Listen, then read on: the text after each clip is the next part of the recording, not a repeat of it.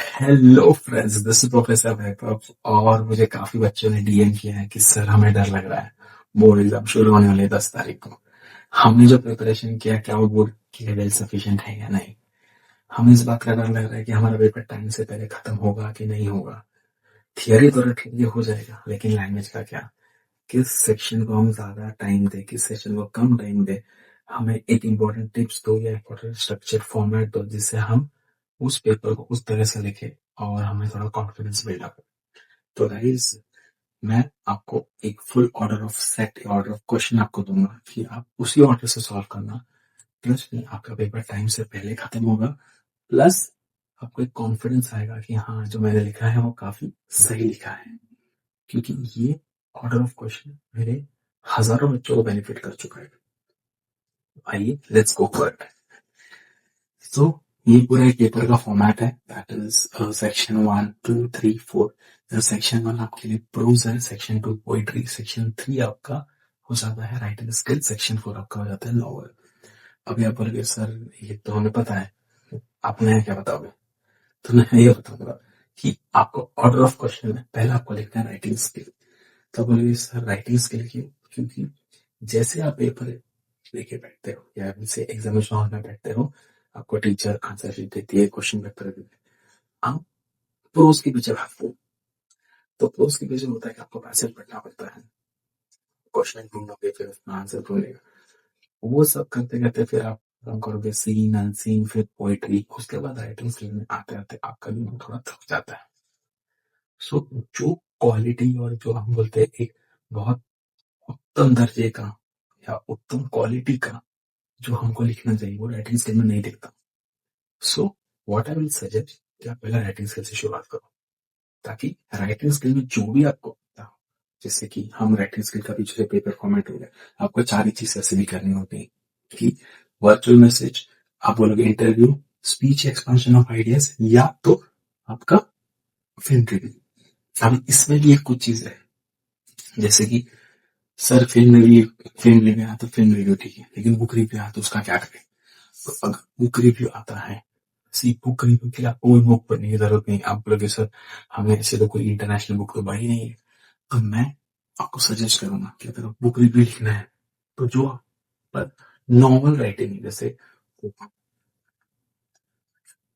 उसमें भी स्पेसिफिक है, मैं सजेस्ट करता हूँ कि 4.3 या 4.4 का जो नॉवल है उसको ही आप बुक रिव्यू में डाल दो। ठीक, को एक तीर से दो निशान हो जाएंगे कि आपको 4.3 तो पढ़ना पड़ेगा, प्लस अगर बुक रिव्यू आता है तो वहां भी मार्क्स मिल जाएंगे, और आपको नॉवल राइटिंग में भी 4.3, आपको जो क्वेश्चन आएंगे उसमें भी मार्क्स मिल जाएंगे। जैसे बोलते एक तरह से दो निशान। ठीक, फिर आते हैं आपके राइटिंग स्किल होने के बाद आपके नॉवेल्स में। अब ऐसा बोला कि सर इसके लिए बात तो प्रोज जाते हैं। ट्रस्ट मी गाइस, मैं आपको बार बार सजेस्ट करूंगा कि आप राइटिंग स्किल्स जो फ्रेश माइंड से लिखते हो वो क्लास लिखोगे, प्लस उसके बाद नॉवेल्स पे आओ, बिकॉज नॉवल पे एक सेट ऑफ क्वेश्चन 4.1 से ही आएगा, MCQs, objectives.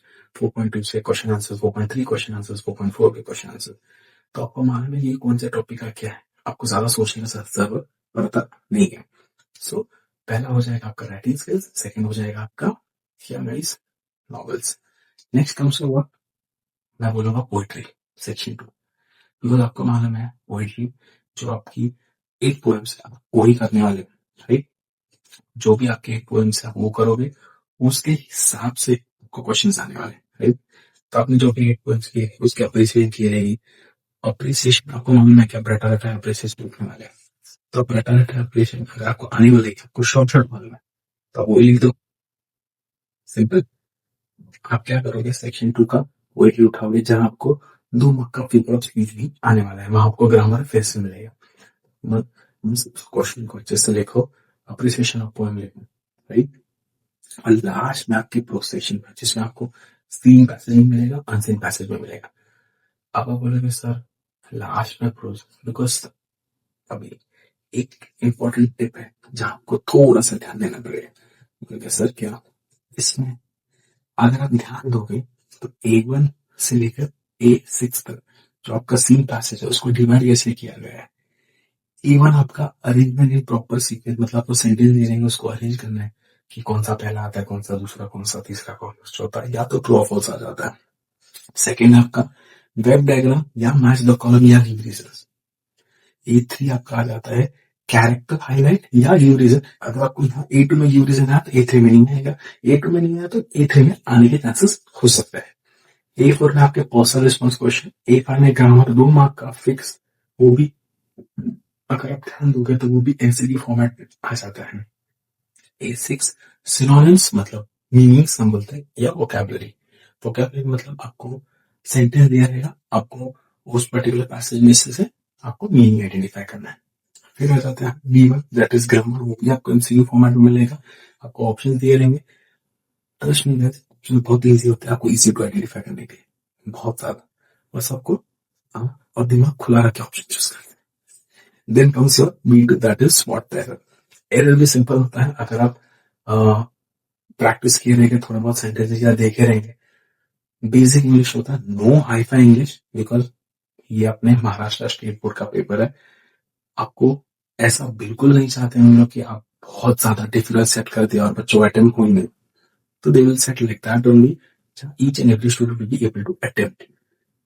Next unseen passage से A1 टू A6 का फॉर्मेट रहेगा, लेकिन इसमें दो चीज ऐड ऑन हो जाती है अनसीन पैसेज के लिए, that is summary as well as mind mapping. अभी आप बोल रहे sir mind mapping is similar to web diagram है, बस इसमें एक एड ऑन क्या हो जाता है, वो जो वेब डायग्राम था वो पैसेज का ही था, इसमें वेब डायग्राम जो मिलेगा या हम बोलते हैं माइंड मैपिंग, वो आपके पैसेज से नहीं होगा।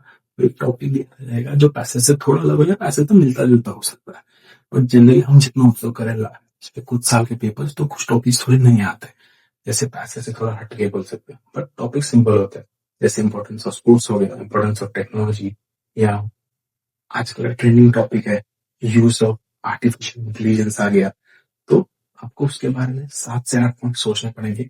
वेब डायग्राम बॉक्स बना देगा, 4 5 7 8 डंडी बना देने का, उसके हिसाब से उसमें पॉइंट्स भर देने, nothing much rocket science into it. मैंने ये भी दे दिया है कि कौन से सेशन को कितना टाइम देना चाहिए। जैसे मैंने पहले बोला, पहला सेक्शन 3 अटेम्प्ट करो, फिर सेक्शन 4, फिर सेक्शन 2 एंड लास्ट में सेक्शन 1। तो सेक्शन 3 को आप अटेम्प्ट के लिए करने के लिए मार्क्स कितना दोगे, या वैसे मिनट कितना दोगे, मार्क्स आपको मालूम है। सेक्शन 3 चलो कितना अपना 16 मार्क के, 16 मार्क के लिए 40 minutes are well sufficient, section 4 के लिए 35 मिनट, सेक्शन 2 के लिए 30 मिनट्स एंड सेक्शन 1 के लिए 65 मिनट्स, बिकॉज अगर आप ऑब्जर्व करोगे तो प्रोज 34 मार्क का है, तो उसके लिए 65 मिनट्स इज वेल सफिशिएंट।